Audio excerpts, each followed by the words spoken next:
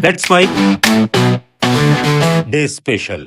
नमस्कार, let's mic में आपका स्वागत है। डे स्पेशल के साथ मैं राखी जैन। जब पहाड़ों पर बर्फ जमी हो, सांसों में डर जमा हो और दुश्मन ऊंचाई से वार कर रहा हो, तब जमीन पर चलने वाला हर कदम इतिहास की तरफ बढ़ता है। 26 जुलाई 1999 भारत ने एक ऐसी लड़ाई में विजय प्राप्त की जो दुश्मन की चालबाजी, मौसम की बेरुखी और विश्वासघात के खिलाफ थी।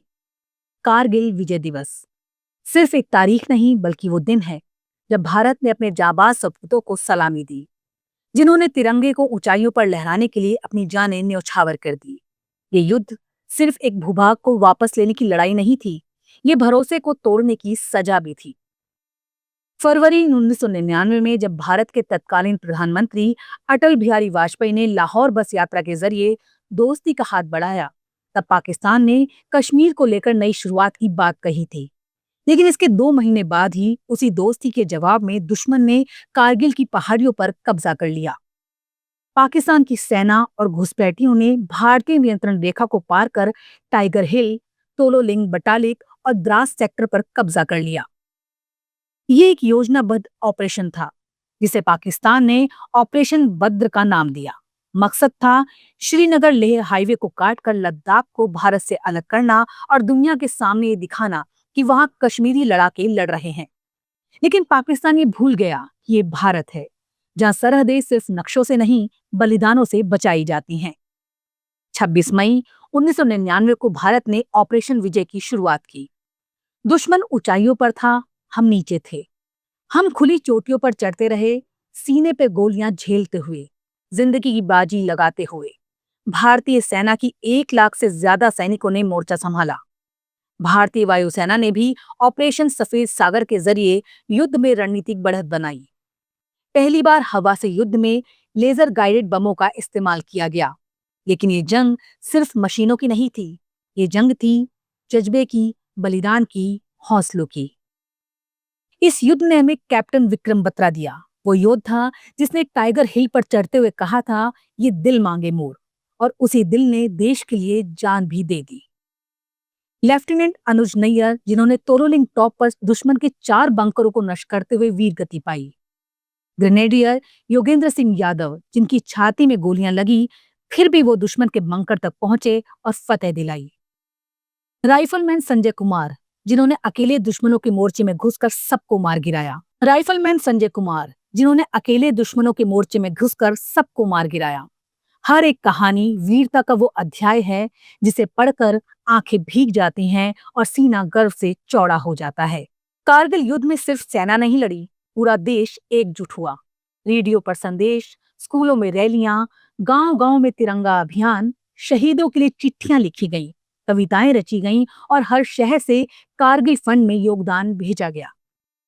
एक माँ ने अपने बेटे को कारगिल भेजा तो दूसरी माँ ने उस शहीद बेटे की तस्वीर को मंदिर में रखकर पूजा की। कहीं संध्या आरती में जयकारा गूंजा, जय जवान। कहीं जनता कर्फ्यू की तरह हर नागरिक ने 1 दिन का वेतन दान कर दिया।